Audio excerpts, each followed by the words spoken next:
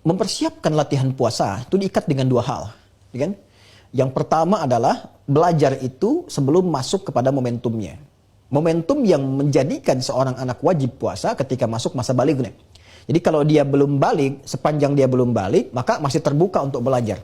Jadi jangan sampai nanti ketika sudah balik, anak itu malah digunakan momentum Ramadan masih untuk belajar. Sebelumnya, sebelum sampai balik. Nah, berapa batasannya sebelum balik ini? Ya, balik kan ukurannya itu bisa berbeda-beda. Ya, untuk perempuan ketika datang haidnya misalnya, ya itu sudah mulai berlaku baliknya. Laki-laki ketika mulai bermimpi tertentu, ya kan? Nah, datang baliknya atau sempurna akal penalarannya, ya kan? Itu datang baliknya. Usianya bisa berbeda-beda. Ada yang 13, ada yang 15 dan seterusnya. Nah, namun poinnya, sebelum sampai ke situ, sebelum sampai ke usia balik tadi, sepanjang dia punya kemampuan untuk mulai berpuasa. Ya, berapa biasanya wajarnya? Kita bisa lihat, kadang-kadang ada anak 4 tahun, 5 tahun, 6 tahun, sudah mulai berlatih. Nah, dan berlatih itu jangan didorong untuk penuh dulu.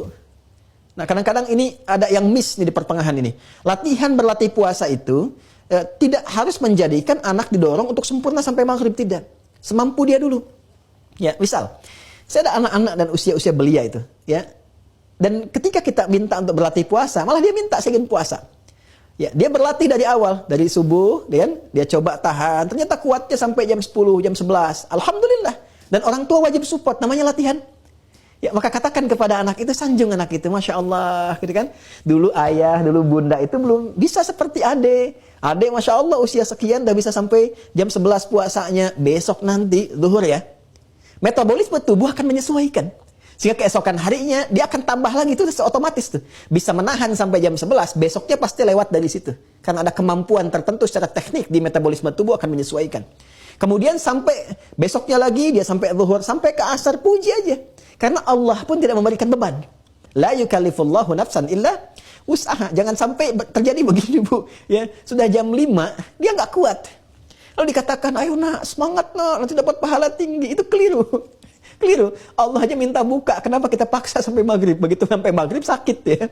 Nah, jadi biarkan semampunya. Nanti dengan kemampuan itu secara bertahap, sampailah dia kemudian pada keadaan yang siap untuk penuh. Ini bisa beda-beda.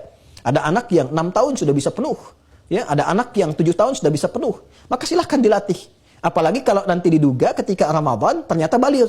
Maka maksimalkan latihan di bulan Rajab dengan Sya'ban. Ya, Rajab dengan Sya'ban. Ini bukan hanya anak-anak, Bu, tapi hukum yang dikiaskan pada anak-anak. Misal, alhamdulillah ada saudara-saudari kita mu'allaf misalnya, ya, melihat ada kemuliaan pada Islam, memutuskan masuk Islam di bulan Rajab. Bisa berlatih. Silahkan berlatih dulu, persiapan ke Ramadan. Ya, di bulan Sya'ban, silahkan berlatih dulu, berlatih sampai nanti muncul kematangan. Dan indahnya, walaupun masuk Islamnya di bulan Ramadan, ya, itu walaupun kewajibannya mengikat untuk puasa, tapi caranya tidak memaksa. Dibiarkan dulu sampai senyamannya. Ya, bahkan di zaman Nabi itu pernah ada riwayat menyampaikan, silahkan bagi yang kuat, mampu, tunaikan dulu puasanya. Nanti kalau belum kuat, di hari lain bisa diganti.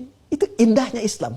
Memberikan jalan untuk mendekat pada syariat dengan cara bertahap yang baik. Jadi saya simpulkan, berapa usia yang ideal untuk melatih anak puasa secara sempurna? 1, batas idealnya sebelum sampai balik diukur dengan kemampuan dia menunaikan puasa, tapi dilakukan secara bertahap. Sampai dia mendapatkan kematangan dan kenikmatan, serta kemampuan menunaikan secara penuh. Ukuran setiap anak bisa berbeda usianya. Allah Ta'ala a'lam bishawab.